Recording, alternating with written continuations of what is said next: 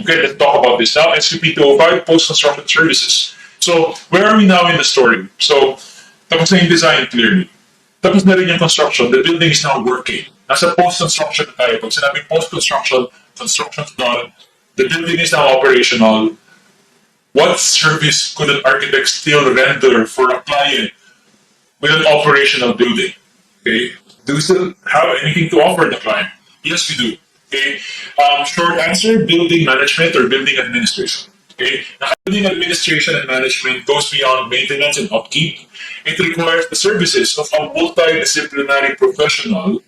Spoiler alert: architect yan. Pag nakakita kayo ng a multidisciplinary professional, you know where that's headed. Well, that's going to be the architect later on. But anyway, building administration requires a multidisciplinary professional who can perform a wide range of functions, a wide range of functions for the efficient and economical operation and maintenance of a building. And again, no surprise here, this person who can perform this wide range of functions is the architect, right? The architect may be hired as the building administrator, property manager, maraming permutations in term, building manager, property manager, building administrator, but it's essentially the same thing. Someone who manages the operations of the building. Okay, so typically we would hire building administrators for commercial, industrial, residential, or institutional buildings, facilities, or complex. The goal of having a manager is you want the building to be properly maintained to maximize the lifespan of the building, and also you want someone there to ensure na parang, well, to maximize profits in a way. Kasi kapag sobrang mahal yung expenses, talo yung profits eh. Diba? Nakakain ng expenses yung profits. At the same time, sometimes meron tayong business their growth, we'll see that later. Na ang goal naman is to attract tenants, to sell condo units, part pa rin yan ng post-construction service. Let's just get to it. Ano ba yung kasama sa post-construction services? So, we have two clusters. Now, we have the building administration cluster, and then we have the post-construction evaluation cluster. I'll start with the first cluster. Under building administration and facilities administration. Now, there are four services here. Building maintenance, grounds and landscaping supervision, building equipment maintenance, and business development and management. So, isa-isahin natin. When we say building maintenance, hindi ibig sabihin ikaw yung magiging taga-maintain. Like, literally, ikaw yung mag-aayos ng mga elevator, etc. Ikaw yung mag-repair ng mga sirang aircon. No. Your job is to ensure that everything is being maintained in good condition. As manager, obviously, hindi ikaw yung mag-maintain. You're just there to ensure that the suppliers come back for preventive maintenance. Okay, you're just making sure that somebody's checking and somebody's repairing and everything works perfectly. Okay, as building manager, it's also your job to formulate the rules for the building. Like in a condo, for example, ikaw ang magde-decide hanggang anong oras pwede gamitin yung pool, hanggang anong oras open yung gym, pwede ba ang visitors, mga ganyan, hanggang anong oras pwede mag-park sa guest parking. Yung mga ganyan bagay, that's your job. Okay. Next, as building manager, as part of building maintenance, you monitor security services, you monitor the maintenance and upkeep services, yung mga kinahire yung cleaners, dapat nagilinis talaga, yung mga nagko-collect ng basura, kino-collect lagi, yung mga ganun bagay. That's part of building maintenance.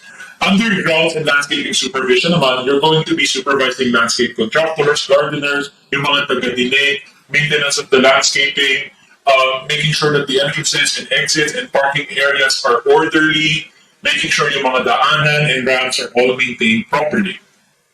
Under building equipment maintenance, ito rin yung very similar to kanina in general building maintenance, but this time, specific to equipment. Ano ba yung mga parts ng building na talagang dapat maintain na maayos?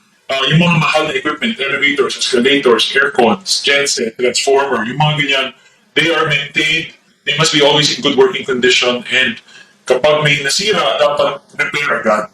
No, there's nothing more annoying than a non-working elevator or escalator.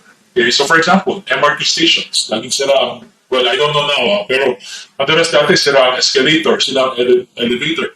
May nakita ko before, naka-wheelchair, binuhat from EDSA to the train station sa Santolan. Santolan ba yun? Basta one of the higher stations from EDSA. Okay? Which is, obviously, because walang working elevator, and sasakay ng MRT yung naka-wheelchair. So, but kung sino man yung in charge of maintaining the MRT. I mean, this is not news. Everyone knows this. Pero the MRT is a very poorly maintained property of the government. Diba? So, yeah. Anyway, in buildings, this is your job. Okay? And finally, under this cluster also, pasok yung business development.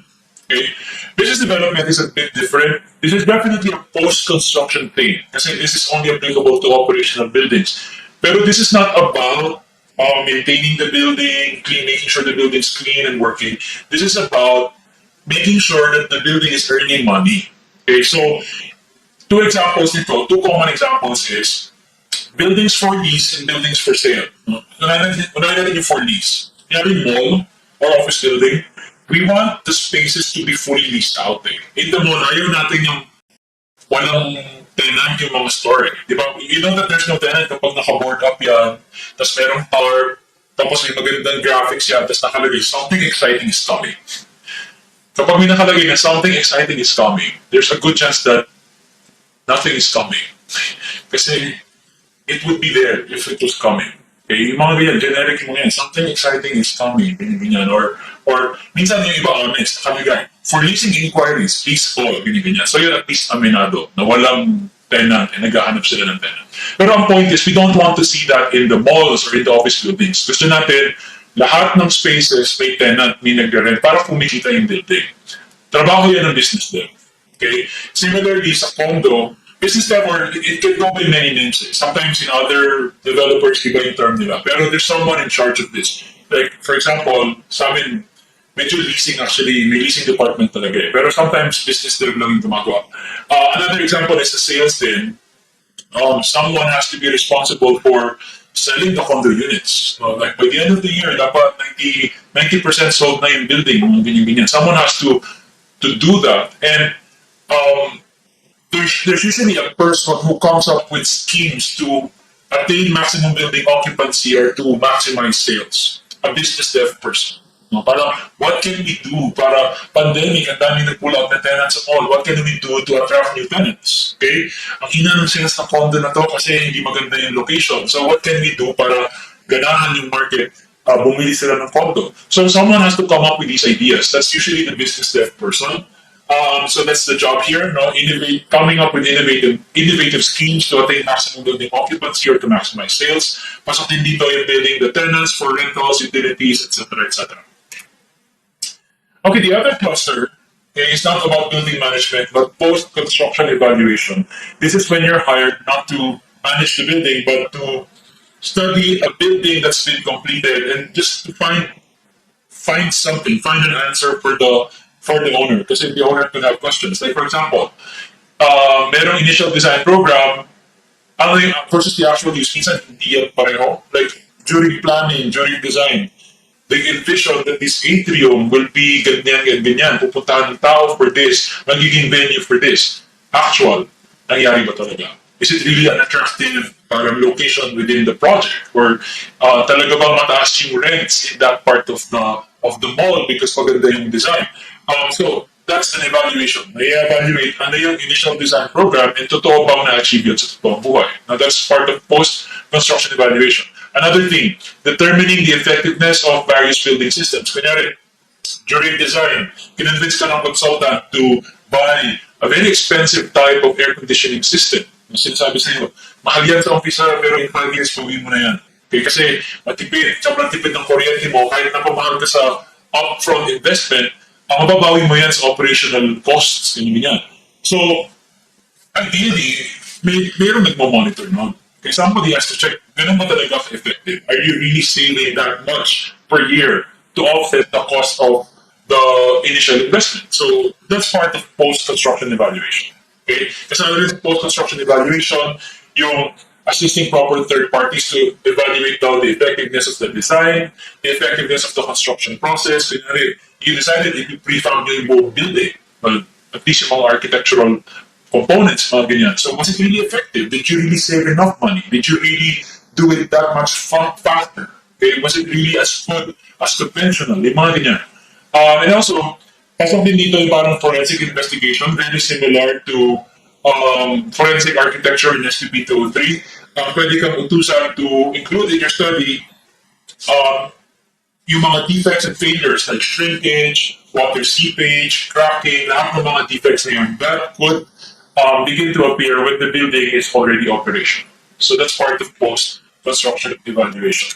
Manner of providing services, as usual, pwede kang architect of record tapos ikaw pa yung mag-render ng ganitong service or pwede naman consulting architect ka lang for this service. Again, medyo unusual yung architect of record ka na tapos ikaw pa yung consultant for this. Parang architect of record ka, so you design the building and then pumayag kang maging building manager in like permanent position, parang kayo mag-manage yung building.